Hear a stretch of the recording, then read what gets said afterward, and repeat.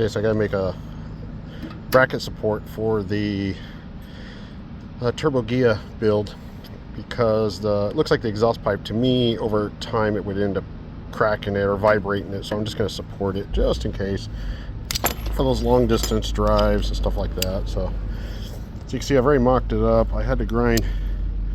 I'm just basically making so it gives me more contact. I think that guy's pretty hot right now. So, and this guy here, my little, I don't know why they're getting wedged. I'm just going to take this now and grind that and put a little curve where the support's going to go, and it's for the exhaust pipe. So just to give it something to sit on.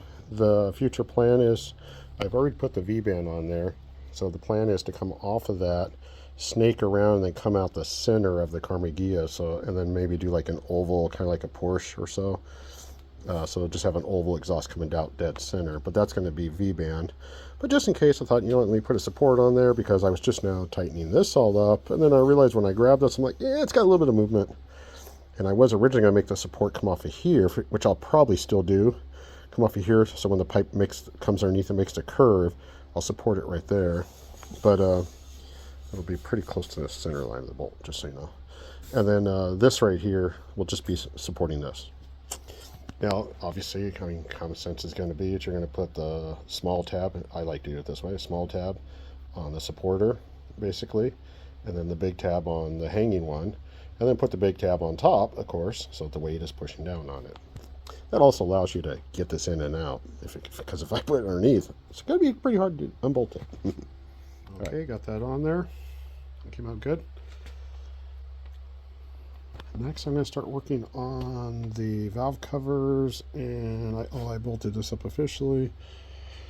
I got to run the boost line over to the turbo outlet, and also I need to plumb the regulator into it and the port on the front for the actual map sensor. Next, okay, so now I've got the boost lines all hooked up. So you can see it comes out the side of the turbo. Sorry for the blurring. Comes out the side of the turbo, goes to that first T, and that T, the part that goes under there, comes around, up and over, and goes to the wastegate. Now I'm just tying this in here for now because this is going to have to be tied into the body of the car. It's either that or we got to go up and over and around and come around like this, or go all the way around the whole motor and come around. I don't want to do all that. I want to take the shortest path possible so the customer can just attach this to the car, the body there, because it's a VW Ghia, so it's going to have an apron right here. All right, besides that, the wastegate's all plumbed and done and plugged. I don't know if you can see. There we go. So I got the plug in there. It's going to the low side. It's already got set up, so with the low side signal, it's going to be an 8-pound spring or 8 pounds of boost. Then the filter, I put the filter in. This guy didn't have one on this. I don't know where it's at, but I just went ahead and put one in. And then you leave the top open to atmosphere, and that's what the filter is for, basically. Now, if I was running a boost controller, I would tee off of this into controller, out of controller into this, and that'd give you adjustability for even more boost. For now, we're just going to give it to him at 8 pounds of boost. He'll be good.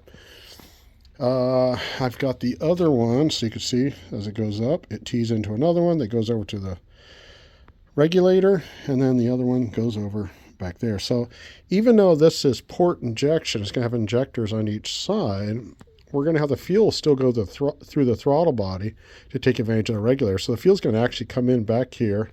This is the return, and then go back out here.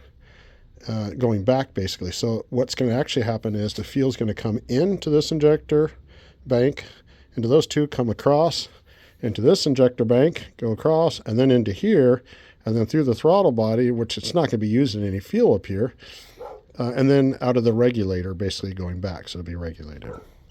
I hear the dog barking, somebody must be here.